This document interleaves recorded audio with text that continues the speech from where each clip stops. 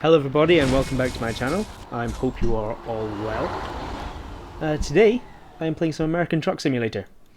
This is sort of a podcast series I'm thinking about doing, maybe once a week, and toying with a few names. By a few names I mean one. Monday Musings. I'm actually joined today by my brother, my younger brother, Lewis. Say hello. Hello, how are we? Not bad. I have no idea who I'm talking to. Is the internet. We are talking to the internet. And we might also be joined by my cat, Obi-Wan, at some point. You never know. He's not very good at sticking to schedule. So you don't play very many video games. You play a lot of instruments. Yeah. Well, no, I enjoy the occasional video game, but it tends to be very, very specific, sort of artsy-fartsy walking simulators and all that kind of pretentious waffle. You know, it's great, but for you, if it doesn't have a story, then you're not interested. It's all. I mean, I'm an English lit student, so it's all about having that, narrative. It's the narrative that I'm interested in. I deal with stories. That is my, subject of interest. So here's an interesting question, actually. If a video game doesn't have a storyline, do you still consider it art, or is it just... I know that this is a very heavily sort of debated topic. It's a heavily debated topic. It's kind of worrying, It's for me to weigh on it as such a noob, as I believe they are called. He says. Anyway, I would say that there are video games such as Tetris or otherwise, which are works of art in and of themselves as mechanical artifacts. But I would say that works of art really ought to have some kind of moral behind them, and you don't get that sense without some overriding narrative. That's actually quite interesting. That's the tentative position I would make from my very humble literary backgrounds. I am aware that I'm biased based on the fact that my entire degree is centered around stories. Whereas my entire degree is set around cutting up bits of people and making people feel better. Sometimes both at the same time. I could not do that. I'm a complete wuss. I get all squeamish. Sometimes I wonder how the hell I'm still doing it, to be fair. But no. So you're thinking about releasing some songs? Yeah, I've been releasing a few. I mean, apart from English literature, I also just do music every now and again, and it's. When you're not writing, you're playing. When you're not playing, you're writing. Yeah. When you're not doing either of those, you're sleeping. Well, And or drinking. Or both. Essentially. You've had to put up with me playing the guitar for the past decade. I honestly do not remember a time where you weren't playing guitar. Or an instrument. I started guitar when I was 11, but I used to fanny about on the pianos and anything I got my hand on. You claim that, but it's obviously felt like much longer, because I can't remember any period where you haven't played something. But nowadays, you just pick up any instrument and you just kind of go for it. You seem to just know how to play things. It's all transferable skills. Once you can play the guitar, you can essentially play the banjo or the lute or the mandolin. But you're also completely self-taught. Yeah, well, I mean, I had piano lessons, but they were absolutely freaking horrible. Piano lessons kill off all creativity. Because I had piano lessons as well. But there's one thing that absolutely kills a child's interest in playing a musical instrument. It's being forced to play a musical instrument. Exactly. Well, the minute you turn it into a chore is the minute that... every child has an instinct against doing chores, and chores universally suck. They are the biggest life-wasting, parasite in the universe. Which explains why both of our flats are such messes. Yeah, my flat is essentially one giant filing cabinet at the moment, and not a very well-kept one. Yeah, that's what I claim mine is. And a bin. My flat's a bin. Your flat's a bin. And I have a cat. That too. There's nothing like owning a cat to have all your little things pushed off the tables. It's not just a bin, it's specifically the bin for the cat's litter box. No, not quite the cat's litter box. Unless by litter you mean trash. Or garbage. Or whatever we want to call it. No, Obi does like to test the gravity. He wants to make sure that it works every day. And he does this by pushing off things from my desk. Normally my mouse or batteries, anything I've left on the desk will be on the floor by the end of the day.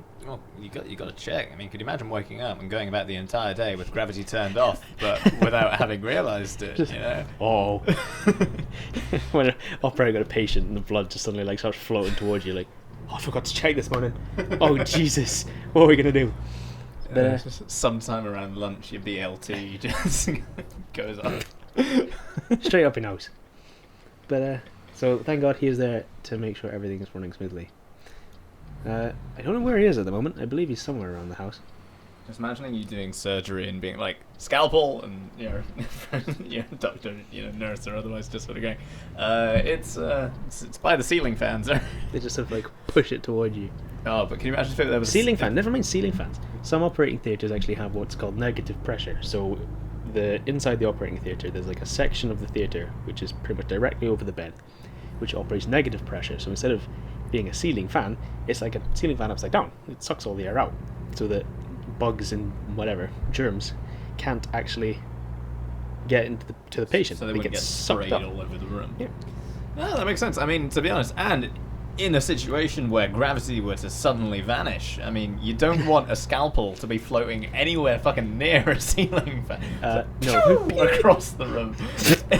Well, looks like we're gonna have to amputate that limb too. But no.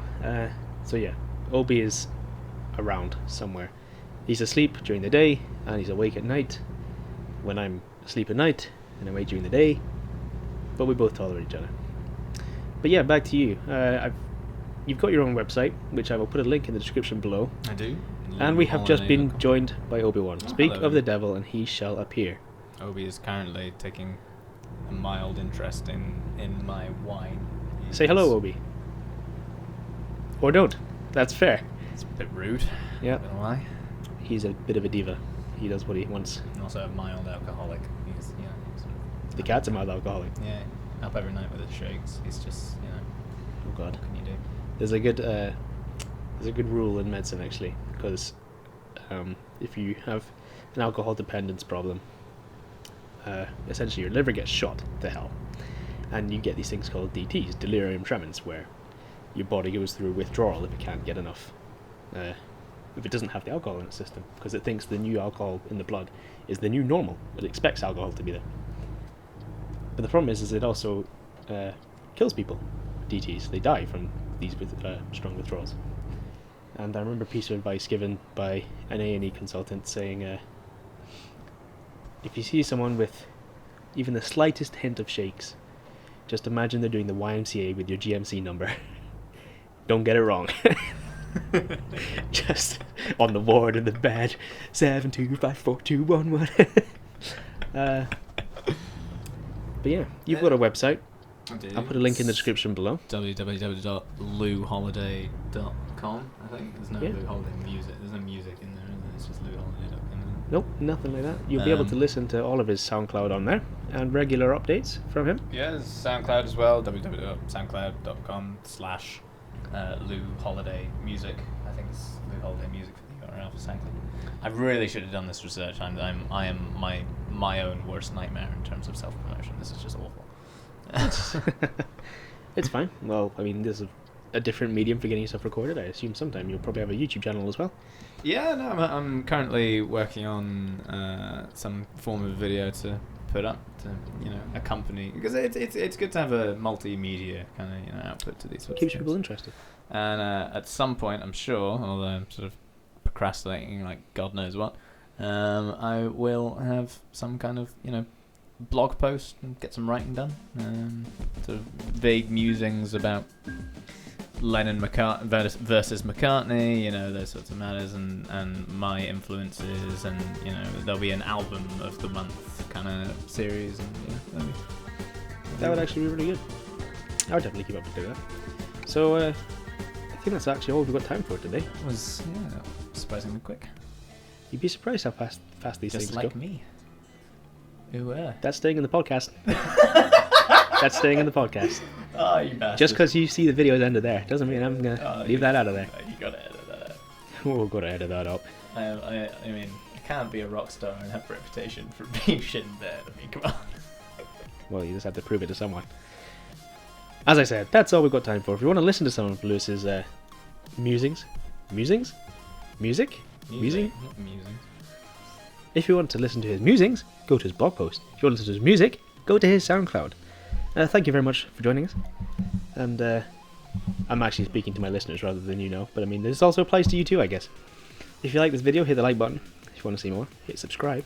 And I'll see you all in the next one. Much love. Goodbye.